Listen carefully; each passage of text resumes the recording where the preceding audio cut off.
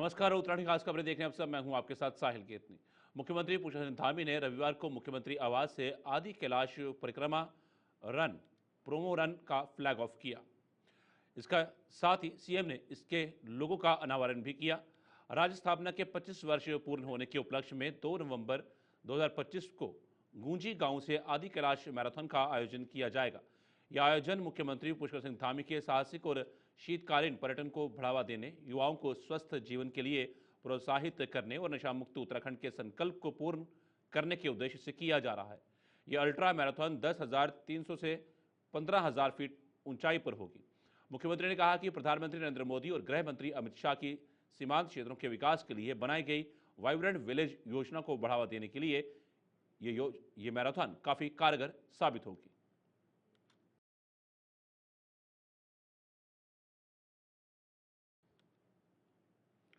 बाईस सितंबर 2025 से देश भर में जीएसटी की नई दरें लागू हो रही हैं। अब जीएसटी केवल 2 स्लैब 5 और 18% में तय किया गया है। इस फैसले पर उत्तराखंड के मुख्यमंत्री पुष्कर सिंह धामी ने प्रधानमंत्री का आभार व्यक्त किया है। मुख्यमंत्री ने इसे ऐतिहासिक और क्रांतिकारी कदम बताया है। उनका कहना है कि इस निर्णय से आम और मध्यम वर्ग सहित हर वर्ग को बड़ा लाभ मिलेगा। अर्थशास्त्रियों का अनुमान है कि नई दरों से 2 लाख करोड़ से अधिक का कर संग्रह संभव है और देश की जीडीपी में बड़ी वृद्धि होगी।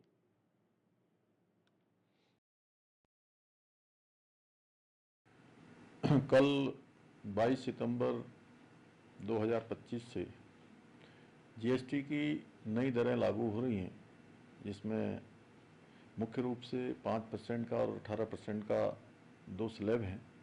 मैं आदरणीय प्रधानमंत्री जी का इस क्रांतिकारी निर्णय के लिए, ऐतिहासिक निर्णय के लिए उत्तराखंड की देवतुल्य जनता की ओर से उनका बहुत आभार व्यक्त करता हूँ, उनका धन्यवाद करता हूँ। यह उनका एक क्रांतिकारी कदम है, जिससे आम लोगों के साथ साथ मध्यम वर्गीय और हमारे उच्च वर्ग के और सभी लोगों को इसका बड़ा लाभ होने वाला है। अर्थशास्त्रियों के अनुसार बहुत बड़ा क्रय होने वाला है, 2 लाख करोड़ से भी अधिक का। निश्चित रूप से इसके लागू होने के बाद हर क्षेत्र में चाहे जीडीपी बढ़ने की भी संभावना है, जीडीपी भी बढ़ेगी, जीएसडीपी में भी वृद्धि होगी। हर क्षेत्र के लोगों को और विशेषकर जो सामान्य वर्ग के लोग हैं, मध्यम वर्ग के लोग हैं, उनको बहुत बड़ी राहत मिलने वाली है। और लंबे समय से चाहे व्यापारी वर्ग हो, आम जनता के लोग हो, इसकी मांग करते रहे हैं और उनकी मांग के अनुरूप आदरणीय प्रधानमंत्री जी ने ये ऐतिहासिक कदम उठाया है। निश्चित रूप से प्रधानमंत्री जी जो कहते हैं वो करते हैं। उन्होंने 15 अगस्त को लाल किले की प्राचीर से देशवासियों को संबोधित करते हुए कहा था कि जल्दी ही वो जीएसटी में बड़ा कदम उठाएंगे। जीएसटी का लाभ देशवासियों को मिलेगा, सामान्य वर्गों को मिलेगा, आम आदमी को मिलेगा। वो लाभ कल से मिलना प्रारंभ हो जाएगा। उन्होंने दीपावली कहा था, लेकिन दशहरे से भी पहले नवरात्र में ही इसका लाभ देश की जनता को मिलने जा रहा है। मैं सभी की ओर से उनका धन्यवाद करता हूं। मुख्यमंत्री पुष्कर सिंह धामी ने रविवार को वर्चुअल माध्यम से मंत्रीगण, विधायकगण एवं अन्य जनप्रतिनिधियों से संवाद किया। उन्होंने 22 सितंबर से लागू होने वाली जीएसटी की नई दरों के ऐतिहासिक निर्णय पर प्रधानमंत्री नरेंद्र मोदी एवं वित्त मंत्री निर्मला सीतारमण का आभार व्यक्त किया।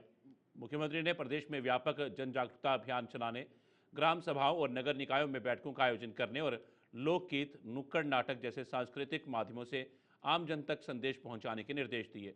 नई दरें व्यापारियों और उपभोक्ताओं दोनों के लिए लाभकारी होंगी और प्रदेश की अर्थव्यवस्था को मजबूती देंगी।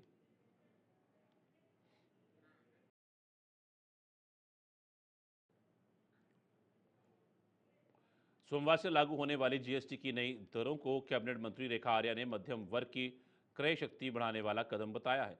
उन्होंने कहा कि स्लैब में बदलाव से मध्य और गरीब वर्ग को सबसे अधिक लाभ होगा। महंगाई कम होगी और रसोई एवं घर का खर्च घटने से महिलाओं के हाथ में ज़्यादा पैसा बचेगा। रेखा आर्या ने यह भी बताया कि नई दरें स्वदेशी अपनाने को प्रोत्साहित करेंगी, जिससे भारतीय उद्योग मजबूत होंगे और देश की अर्थव्यवस्था के दीर्घकालीन लक्ष्य पूरे होंगे। इससे आम नागरिक और व्यापार दोनों लाभान्वित होंगे। देखिए, बेहद खुशी की बात है कि माननीय प्रधानमंत्री जी के अथक प्रयासों से ये अब हम होते हुए देख रहे हैं, जहाँ जीएसटी 18% हर चीज़ पर लगती थी, अब वो 18% से घटकर हमारी जो मूलभूत आवश्यकताएं हैं, जिसमें हमारा लोअर मिडिल क्लास है या हमारा मिडिल क्लास है, दोनों ही क्लास के लिए मैं समझती हूँ कि जो 18% जीएसटी है उसको कम किया गया है, और ये जीएसटी संभवतः 5% के आसपास रखा गया है, जो कि बहुत स्वागत योग्य फैसला है। निश्चित रूप से इससे लोअर क्लास को फ़ायदा मिलेगा, निश्चित रूप से इससे मिडिल क्लास को फ़ायदा मिलेगा, और निश्चित रूप से लोगों की खरीद की क्षमता भी बढ़ेगी, और निश्चित रूप से स्वदेशी खरीदने के लिए सब प्रेरित भी होंगे। तो मैं माननीय प्रधानमंत्री जी को बहुत शुभकामनाएं देती हूँ, बहुत बधाई देती हूँ, हृदय की गहराइयों से आपको बहुत धन्यवाद भी देती हूँ कि आपकी इस पहल से निश्चित रूप से महिलाओं का विशेषकर आर्थिक सशक्तिकरण इस माध्यम से होते हुए दिख रहा है। देहरादून के गढ़ी कैंट में सैनिक कल्याण मंत्री गणेश जोशी ने नायक सूबेदार सुजीत कुमार प्रधान के पार्थिव शरीर पर पुष्पचक्र अर्पित कर उन्हें भावपूर्ण श्रद्धांजलि दी। मंत्री ने शहीद के परिजनों को ढांढस बंधाया और राज्य सरकार की ओर से हर संभव सहायता का आश्वासन दिया। 3 बटालियन जम्मू कश्मीर राइफल के नायक सुजीत कुमार प्रधान सूडान में United nation peace keeping force में तैनात थे, जहां बीमारी के कारण उनकी असामयिक मृत्यु हो गई।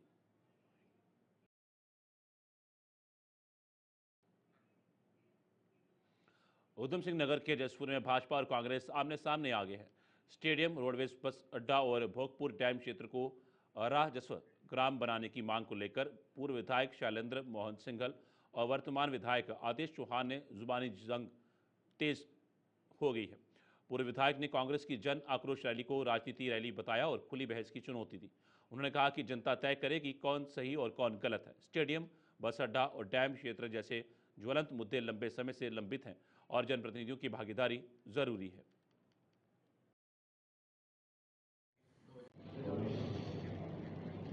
देखिए, स्टेडियम का एक मुद्दा हमारे यहाँ बहुत पुराना चल रहा है। सन 2014 में इसको मुख्यमंत्री घोषणा में सूत मिल परिसर में बनाने की घोषणा की गई थी। उसके बाद 2021 में भी मुख्यमंत्री द्वारा घोषणा की गई थी, और उस मुद्दे को लेकर समय समय पर हम लोग मुख्यमंत्री से मिलते रहे हैं, और अभी हमारा दुर्भाग्य ही कहें कि अभी हमारा जो मांग है वो स्वीकार पूरी तरह से अभी उसमें स्वीकृति नहीं मिली है।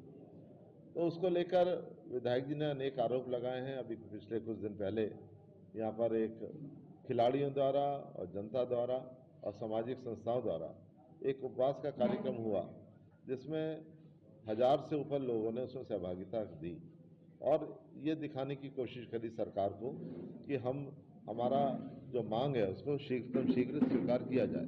तो मैं कहना चाहूँगा कि कुछ दिन पहले विधायक जी ने एक प्रेस कॉन्फ्रेंस की और उन्होंने ये कहा कि जो भी ज्वलंत मुद्दे हैं जसपुर के, वो जब कांग्रेस की सरकार आएगी उसके बाद ही वो 1 साल में पूरे होंगे। अब प्रश्न ये उठता है, मैं भविष्य करता तो नहीं हूँ कि ये कांग्रेस की सरकार उत्तराखंड में कब आएगी, 2027 में आएगी, 32 में आएगी, 37 में आएगी, और जब तक कांग्रेस की सरकार नहीं आएगी इसका मतलब ये मुद्दे जो हैं लंबित रहेंगे। जबकि आज की तारीख में विधायक आदेश चौहान जी हैं और उन्हें आज की बात करनी चाहिए। अगर भविष्य की बात करके चलेंगे तो लोग भी उन्हें कह देंगे कि ठीक है, जब सरकार आएगी, जिस साल आ रही होगी उस साल हम तुम्हें विधायक बना देंगे। तो लोग भी कह सकते हैं, जनता भी कह सकती है, जो वो कह रहे हैं कि जो बात वो रख रहे हैं, जनता भी उसी तरह की बात रख सकती है।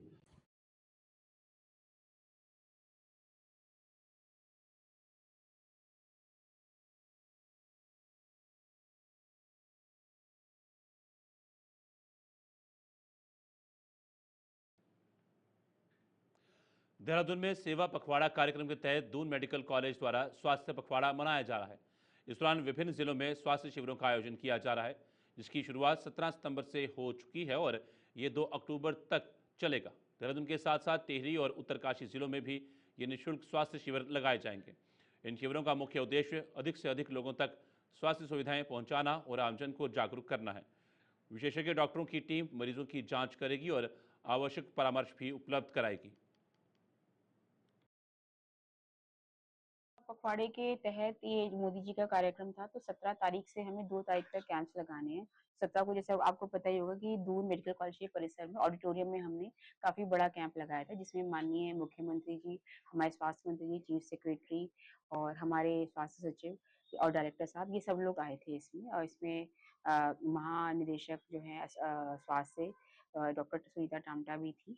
और इसमें काफ़ी मरीज आए, तो इसमें अगर आपने देखा होगा कि हम लोग निक्षय मित्र में उन लोग को भी हमने जो हर महीने का लगभग 1000 रुपए का सामान दिया जाता है, उसमें दाल, रोटी, आटा और सोयाबीन की बड़ी, ये सब सामान उसमें दिया जाता है। तो वो सब सामान उनको दिया गया। तो उसमें गवर्नर साहब भी आए थे, तो गवर्नर साहब के हाथ और सीएम साहब के हाथ और हमारे स्वास्थ्य मंत्री जी ने उसको दिया।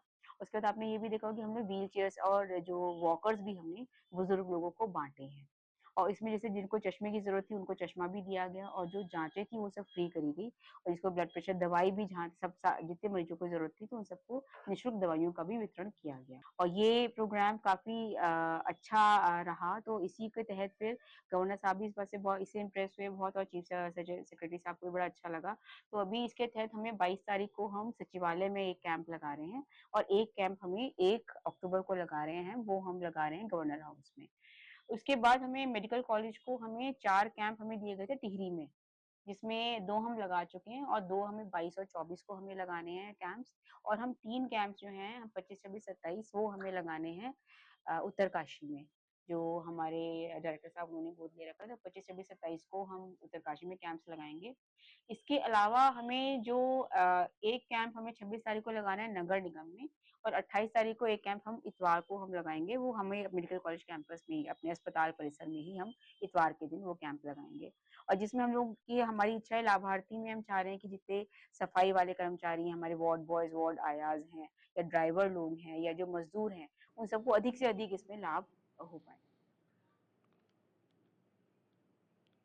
देहरादून में शारदीय नवरात्रि और रामलीला आयोजनों को लेकर पुलिस प्रशासन पूरी तरह अलर्ट है। वरिष्ठ पुलिस अधीक्षक के निर्देश पर सभी रामलीला स्थलों पर अतिरिक्त पुलिस बल तैनात किया जा रहा है। ट्रैफिक व्यवस्था सुचारू रखने के लिए रूट डाइवर्जन और पार्किंग प्लान भी लागू कर दिए गए हैं।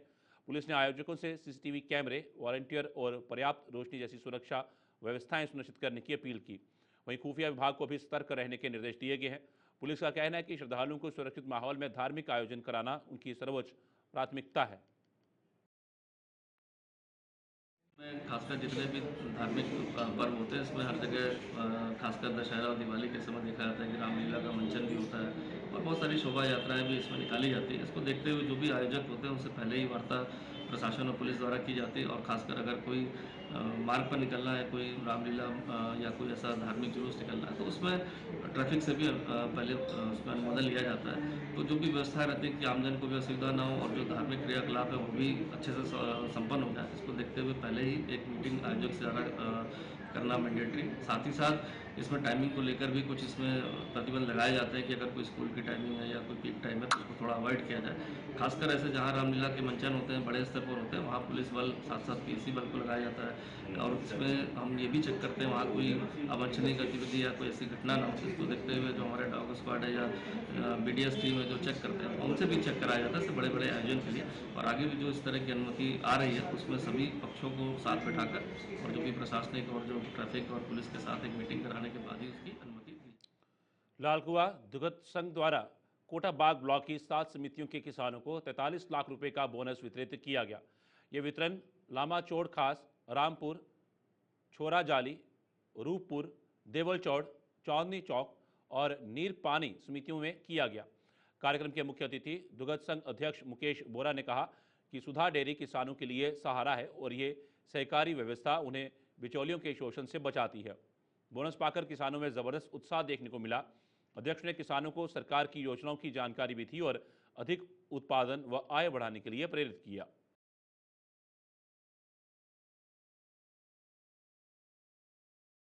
से जुड़ी हुई चकोलो और कालाढूंगी क्षेत्र की 7 जो हमारी समितियां हैं उनका बोनस वितरण आज हुआ है, और जिसमें लगभग 35 लाख रुपए का शुद्ध लाभ किसानों में और दुग्ध उत्पादकों में बटा है। और निश्चित रूप से जो रामपुर दुग्ध समिति है, देवलचौड़ दुग्ध समिति है और चांदनी चौक दुग्ध समितियाँ हैं, इस क्षेत्र की बहुत मजबूत समितियाँ हैं। यहाँ की महिलाएं बहुत जागरूक हैं, और उसी का परिणाम है कि आज जो उत्पादकों की शिकायत रहती थी, माननीय मंत्री सौरभ बोगड़ा जी के प्रयास से जो प्रोत्साहन राशि हमको समय पर दी गई है, निरंतर दुग्ध उत्पादकों के हित में निर्णय लिए गए हैं। माननीय मुख्यमंत्री पुष्कर सिंह धामी जी द्वारा अभी 11 करोड़ रुपए अनुपूरक बजट में प्रोत्साहन के लिए जारी किया है। मैं उसके लिए अपनी ओर से, नैनीताल दुग्ध संघ परिवार की ओर से और पूरे जनपद के दुग्ध उत्पादकों की ओर से सरकार का, माननीय मुख्यमंत्री पुष्कर सिंह धामी जी का और अपने विभागीय मंत्री जो युवा एवं ओजस्वी निरंतर दुग्ध उत्पादकों के बीच में रहते हैं, उनकी समस्याओं के निराकरण के लिए प्रयासरत रहते हैं, माननीय सौरभ अगुणा जी का विशेष धन्यवाद ज्ञापित करता हूं कि अध्यक्ष के रूप में जब से मैंने कार्यभार दोबारा संभाला है तब से निरंतर उन्होंने 75% अनुदान तक साइलेज दिया है। जो 25% अनुदान में साइलेज मिलता था वो 75% में आज साइलेज हमको मिल रहा है।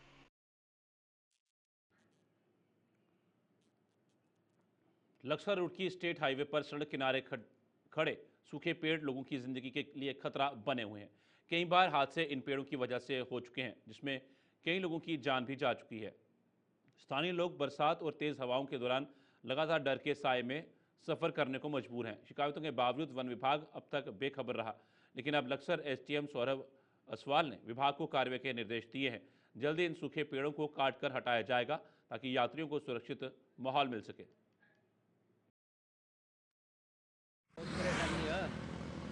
आते जाते कपड़ ऊपर टूट कर गिर गया, उसकी मौत हो जाएगी। ऐसा ही 2 साल पहले बहादुरपुर गिर गया सूखा पेड़, बाइक भी टूट गई थी, वो आदमी भी खत्म हो गया। और हमारे ही गांव का लड़का था मुटकाबाद का, पंकज उसका नाम। ये कटने चाहिए और बहुत जल्दी कटने चाहिए। इससे पहले ही वन विभाग को सूचित कर दिया गया है और दोबारा उसमें इनको निर्देशित किया जा रहा है कि जो भी सूखे पेड़ हैं जिन जिन रोड पे हैं उनको तुरंत वहाँ से हटवा लें ताकि किसी भी प्रकार की अप्रिय घटना से बचा जा सके। उत्तराखंड में तैनात बड़े अधिकारियों पर कांग्रेस प्रदेश अध्यक्ष करण मेहरा की टिप्पणी को लेकर सियासी माहौल गर्मा गया है। मंगलौर में भाजपा कार्यकर्ताओं ने बस अड्डे पर करण मेहरा का पुतला फूंककर जोरदार विरोध प्रदर्शन किया। कार्यकर्ताओं ने नारेबाजी करते हुए कहा कि वरिष्ठ अधिकारियों पर की गई इस तरह की टिप्पणी किसी भी सूरत में बर्दाश्त नहीं की जाएगी। भाजपा कार्यकर्ताओं ने चेतावनी दी कि अगर मेहरा अपनी भाषा और तौर तरीकों में सुधार नहीं करते तो आने वाले 2027 के चुनाव में कांग्रेस को इसका बड़ा राजनीतिक नुकसान झेलना पड़ेगा। प्रदेश अध्यक्ष करण मेहरा द्वारा एक टिप्पणी पे अपशब्द का प्रयोग किया गया। उन्होंने एक बहुत ही अच्छे अधिकारी के खिलाफ, जो दलितों का, गरीबों का निष्पक्ष होकर जो साथ देते हैं, उनके खिलाफ ऐसी टिप्पणी, ऐसे अपशब्द कहना कि उनको पद से हटाया जाए और भी पता नहीं क्या क्या, तो मुझे नहीं लगता उनके लिए ये सही होगा। और आने वाले 2027 के चुनाव में शायद इसका परिणाम उन्हें भुगतना पड़े। अधिकारी कौन है वो अधिकारी, नाम बता। राजीव स्वरूप जी, जो इतने अच्छे अधिकारी हैं, जिन्होंने हमेशा दलितों की और गरीबों का निष्पक्ष होकर उनकी बात सुनी है और सभी जानते हैं बहुत अच्छे अधिकारी है। उनको जो है पद से हटाने की मांग करी है। मुझे नहीं लगता उनके मुंह से ये बातें अच्छी होगी। उन्हें माफ़ी मांगनी चाहिए और 2027 में इसका भुगतान उन्हें भुगतना पड़ेगा। करण मेहरा है जो ये कांग्रेस से है, इन्होंने टिप्पणी की है दलितों के खिलाफ। एक अधिकारी है जो सरकार ने अधिकारी बनाया दलितों को, तो वो कांग्रेस को हजम नहीं हो रही बिल्कुल भी। अब दलित अधिकारी क्यों बन गए, उसके खिलाफ टिप्पणी कर रहे कि इन्हें पद से हटाओ। क्या मतलब है पद से हटाने का? जब अच्छा काम कर रहे हैं क्या मतलब है, क्यों हटा रहे हैं? काफी अधिकारी है दलित सबके बारे में बोल रहे हैं, सबके बारे में बोलते हैं, बयानबाजी करते रहते हैं। हम कांग्रेस में थे सब, आज कांग्रेस छोड़ दी हमने कांग्रेस को। 27 में सिखाएंगे, 27 में इसका खामियाजा भुगतना पड़ेगा इन्हें। रुद्रपुर में बंगाली समाज की लंबित मांगों को लेकर शनिवार 20 सितंबर को जिलाधिकारी कार्यालय के बाहर बंगाली कल्याण समिति के बैनर तले सांकेतिक धरना प्रदर्शन किया जाएगा। इस दौरान बड़ी संख्या में लोग शांतिपूर्ण तरीके से शामिल हुए और अपनी मांगों की गुंजाइश बढ़ाई। धरने के बाद समिति के अध्यक्ष दिलीप अधिकारी और प्रतिनिधिमंडल ने मुख्यमंत्री के नाम ज्ञापन सौंपा। जिससे सर्वप्रथम हमारे जो है एससी का दर्जा जो 3 जातियों को मिलना चाहिए था, जो पूर्व और कई राज्यों में मिलता है, उनके लिए हमने मांग किया एससी का दर्जा दी जाए एवं हमारे बच्चों को जो वजीफा मिलता था वजीफा दिया जाए और हमारे जो है बंग भाषा जो बंगाली भाषा, जो कई स्कूल जो हमारे बंगाली क्षेत्र में है उनमें टीचर नहीं है, इसलिए हमने टीचर की मांग करी है। और चौथा मांग हमारा ये है कि जो छात्रवृत्ति मिलती थी एक, जो हमारे एक गुरुचंद स्मृति के नाम से, वो बंद हो गया, उसको चालू किया जाए और बंग भवन का निर्माण चालू कर दिया जाए। कहाँ से यहाँ पे लोग पहुंच रहे हैं आज? देखिए, हमारे यहाँ से शक्ति फारम, दिनेशपुर, कालीनगर और हमारे गुलरभुज, खटीमा, नानकमत्ता और रुद्रपुर, हर क्षेत्र से जहाँ जहाँ हमारे ये मैसेज पहुंच चुका है वहां से आ रहे हैं। हमने यहाँ से सिर्फ सामाजिक लोगों को बुलाया, जो वहाँ के प्रधान है या हमारे वहाँ पे नेतृत्व करते हैं, ऐसे लोग हमने बुलाया ताकि समाज को सही दिशा देने वाले लोग आए। अभी हमने गांव के लोगों को नहीं बुलाया, हमने सिर्फ सामाजिक लोगों को बुलाया जो समाज को सही दिशा देते हैं। ज्ञापन किस प्रकार से दिया जाएगा, सांकेतिक माध्यम से किसको दिया जाएगा? देखिए, हम लोग जिलाधिकारी माध्यम से माननीय मुख्यमंत्री जी को ज्ञापन देंगे कि हमारा जो ये मांगे है कि उत्तराखंड खास खबर में फिलहाल इतना ही। दीजिए इजाजत, नमस्कार।